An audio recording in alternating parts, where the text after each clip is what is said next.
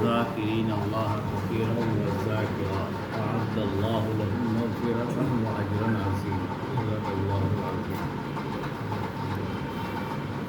دوستو بزرگوں، یہ اللہ رب العزت کا بے شمار کرم اور احسان ہے کہ جس رب العالمین نے ہم سب کو اپنی یاد کے لیے یہاں پر جمع فرمایا۔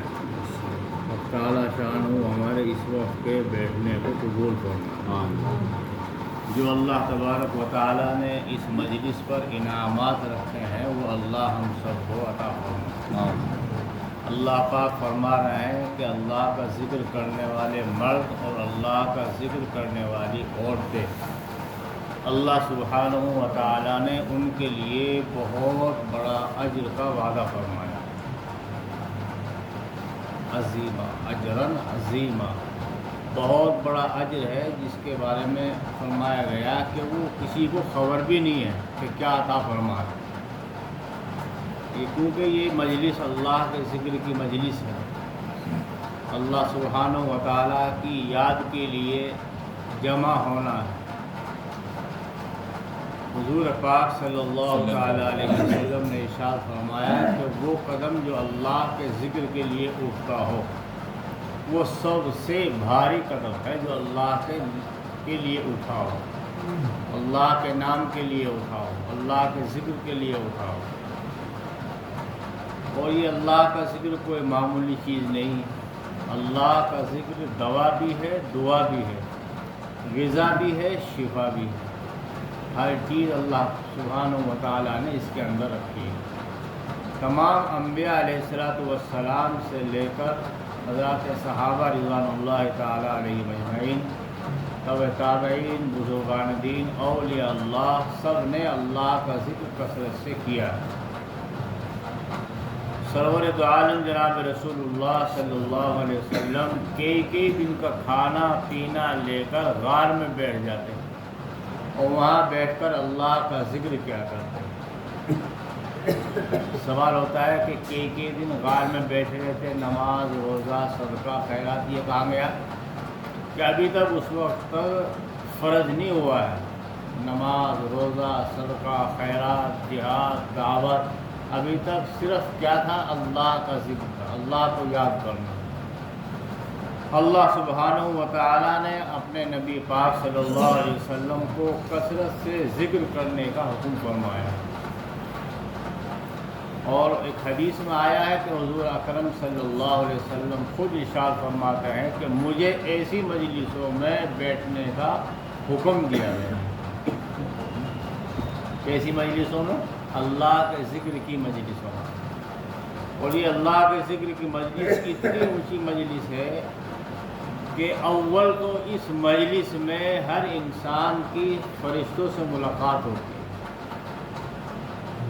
اور وہ فرشتے جو زمین سے لے کے آسمان تک،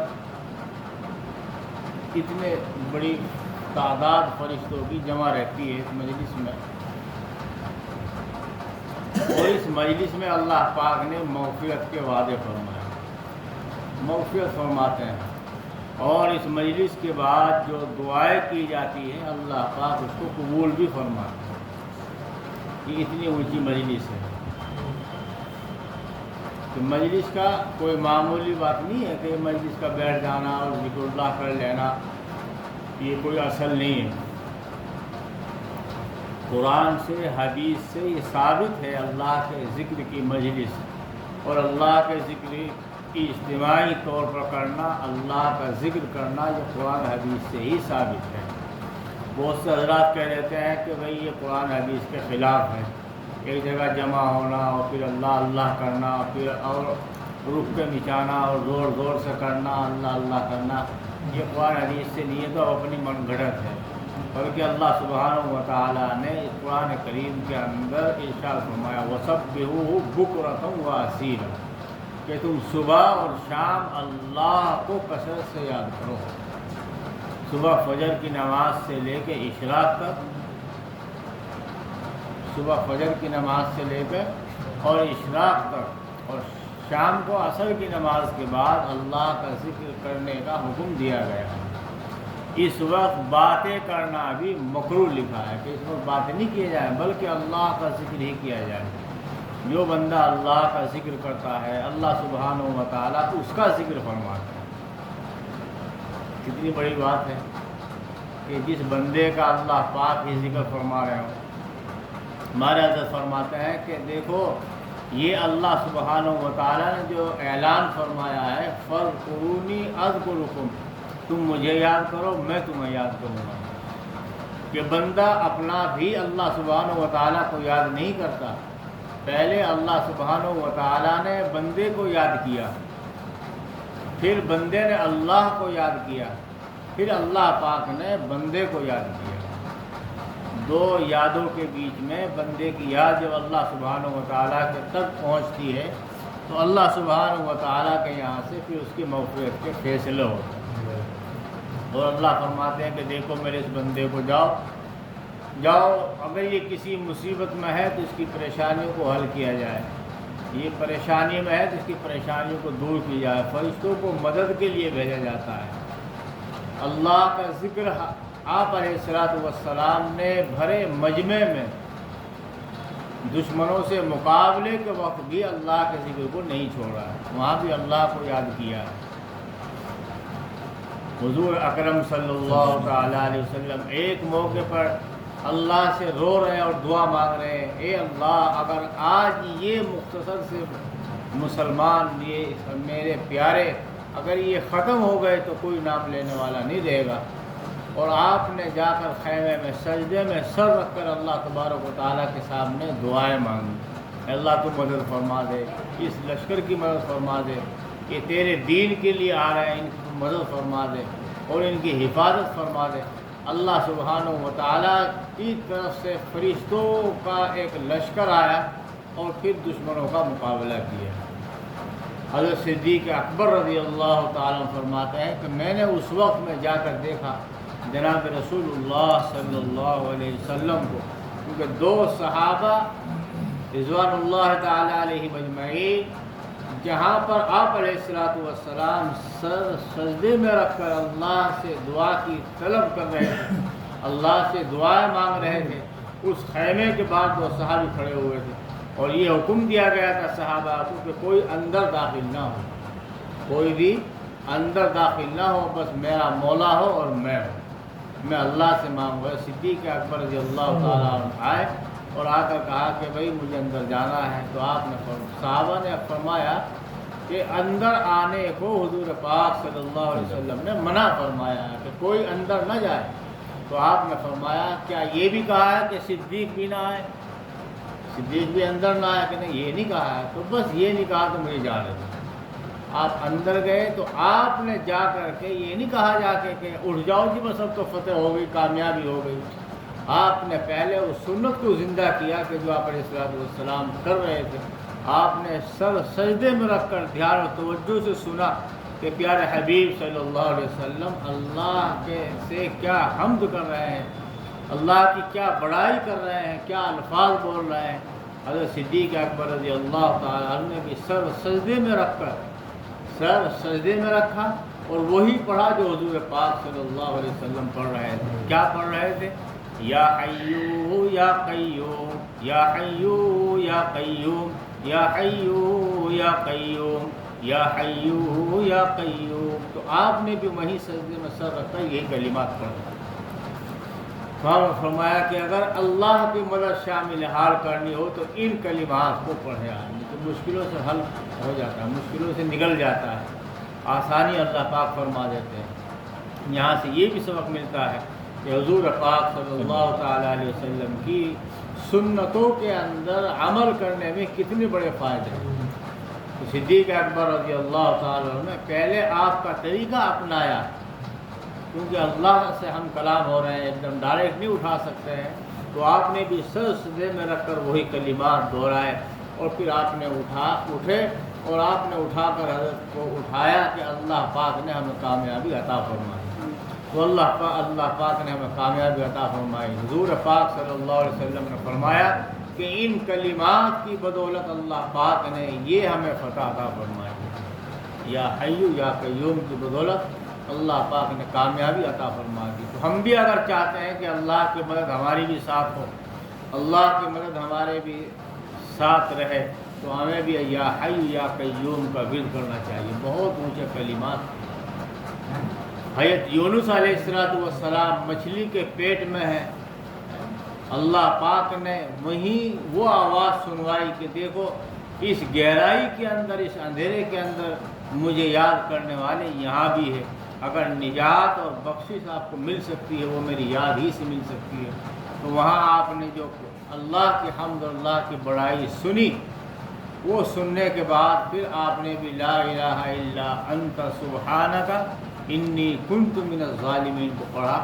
اللہ پاک نے فرمایا کہ اگر یونس علیہ السلام مجھے وہاں مچھلی کے پیٹ میں یاد نہ کرتے تو قیامت تک ان کو وہیں رہنا پڑتا۔ تو اللہ نے وہاں سے اس گہرائی سے، اس پریشانی سے نجات دلانے کے لیے ان کے لیے کون سا کلمات دیے کہ لا الہ الا انت سبحانک انی کنت من الظالمین۔ آدمی کسی پریشانی میں مبتلا ہو، دقت ہو، زیادہ الجھنیں ہوں، گھبرا رہا ہو، دل گھبرا رہا ہو، پریشانیوں کے اندر ہو، اللہ کے سامنے لا الہ الا انت، تیرے علاوہ کوئی نہیں عبادت کے لائق، لا الہ، تیرے سوا کوئی عبادت کے لائق نہیں، الا انت، ایک آپ ہی کی ذات ہے، سبحانک، پاک ہے تیری ذات، انی کنت من الظالمین، اے اللہ واقعی میں نے اپنے اوپر ظلم کیا ہے۔ تو وہاں اللہ سے مانگ رہے ہیں۔ اللہ پاک نے فرمایا کہ جاؤ یونس، یہ تو وہ مجھے نکالا ہی مچھلی کے پیٹ سے، اور جنت میں آپ کو تو بھیجنا ہی ہے، لیکن آپ کے ساتھ جو یہ مچھلی، آپ وہاں آپ کا گھر بنے ہوئے تھے، آپ کے ساتھ اس مچھلی کو بھی جنت میں بھیجوں گا۔ ان کلمات کے بدولت اللہ پاک نے اس مچھلی کو بھی وعدہ فرما دیا کہ آپ کو بھی جنت میں جانا ہے ان کے ساتھ میں، وہاں اللہ کے ذکر میں مشغول رہے۔ حضرت داؤد علیہ السلام ہیں، اللہ کے پیغمبر ہیں، نبی ہیں، اللہ کو یاد کر رہے ہیں، روزانہ اللہ کو یاد کرتے تھے، اور ایسے ایسے حمد، ایسی اللہ کی تعریف بڑائی کرتے تھے۔ ایک دن آپ کو اس کو اوپر تکبر ہوا، تھوڑا سا گھمنڈ ہو گیا کہ میرے علاوہ کوئی اور اتنی اللہ کی حمد، اتنی بڑائی نہیں کرتا ہوگا جتنی میں کرتا ہوں۔ برابر میں ایک تالاب تھا، وہاں سے آواز آئی، مینڈک جو ٹرٹر کرتا ہے نا، وہ ٹرٹر کی آواز کو سنا تو اللہ نے ان کے اوپر ان کی آواز کو کھول دیا۔ فرماتے ہیں داؤد علیہ السلام، یا اللہ جتنی بڑی آپ کی تعریف اور آپ کی تسبیح اور آپ کی بڑائی یہ ایک مینڈک بیان کر رہا ہے، میں تو کچھ بھی نہیں کر رہا ہوں۔ اللہ تبارک و تعالیٰ کا ذکر بلند ہے، نام تو مختصر ہے اللہ، لیکن اس کا فیض اور اس کی بڑائی کتنی ہے، اللہ کی پوری دنیا اسی نام کے اوپر ہی رکی ہوئی ہے۔ ایک انسان بھی اللہ اللہ کہنے والا باقی رہے گا، اللہ پاک اس پورے نظام کو اسی طرح سے چلاتے رہیں گے، اسی طرح سے چلتا رہے گا۔ تو بھائی آج ہم پریشانیوں میں، دقتوں میں، الجھنوں میں پھنسے ہوئے ہیں۔ اگر ہم آج بھی چاہتے ہیں کہ ہم الجھنوں سے نکلیں، پریشانیوں سے نکلیں، زندگیوں کے اندر چین اور سکون حاصل کریں، اور کل بھی سکون حاصل کریں، اچھے سے نیند نہیں آتی، سکون نہیں ہو رہا ہے، بہت مشکل سے نیند آتی ہے، پریشانیاں ہوتی ہیں، الٹے سیدھے خواب نظر آتے ہیں، من نہیں لگتا ہے، بہت ساری پریشانیاں، دقتیں، الجھنیں ہمارے اوپر لگی ہوئی ہیں۔ اگر ہم چاہتے ہیں تو اللہ پاک فرما رہے ہیں کہ دلوں کو سکون اور اطمینان جو پہنچے گا وہ ہماری یاد سے ہی پہنچے گا، اللہ کے ذکر ہی سے پہنچے گا۔ جو بندہ اللہ کا ذکر کثرت سے کرتا ہے، اللہ پاک اس کی زندگی کے اندر سکون عطا فرماتا ہے۔ اللہ پاک ان نام کی بدولت ہمیں بھی سکون زندگی عطا فرما دے، سکون قلب عطا فرما دے، تمام پریشانیوں سے، دقتوں سے، الجھنوں سے اللہ پاک ہم سب کی حفاظت فرما دے، اور ہمیں اللہ کا ذکر کثرت سے کرنے والا بنا دے۔ آدمی ہاتھوں سے اپنا کام کرتا رہے، زبان سے اللہ کا ذکر کرتا رہے، تو زبان کا کام تو چلنے کا ہے، یہ تو چلے گی۔ اگر آپ اس کو اللہ کے ذکر میں نہیں چلاؤ گے تو پھر کسی کی غیبت کرے گی، کسی کی برائیاں کرے گی، اور کچھ کی گالی دے گی، گانے شروع کرے، اس کا کام تو چلنے کا ہے، یہ تو چلے گی۔ اگر اس کو اللہ کے نام کی طرف چلا دیں، اللہ پاک فرما رہے ہیں یا ایھا الذین آمنوا اذکروا اللہ ذکرا کثیرا، وَسَبِّحُوهُ بُكْرَةً وَأَصِيلًا، کہ اللہ کا نام کثرت سے لو، کھڑے بھی، بیٹھے بھی، لیٹے بھی، چلتے پھرتے، اٹھتے بیٹھتے، ہر جگہ، ہر آن، ہر حال میں اللہ کا ذکر مضبوطی سے پڑھیں گے تو اللہ پاک ہمارے اندر اخلاص پیدا فرمائے۔ اللہ کا ذکر نہیں ہوگا تو جہالت پھیلے گی، علم نہیں ہوگا تو جہالت پھیلے گی، اور اللہ کا ذکر نہیں ہوگا تو ریاکاری آئے گی۔ تو ریاکاری کو ختم کرنے کا جو مدار ہے وہ اللہ کا ذکر ہی ہے۔ اللہ پاک ہمیں اپنے نام کی لذت، اپنے نام کا مٹھاس اللہ ہم سب کو نصیب فرمائے۔ آمین۔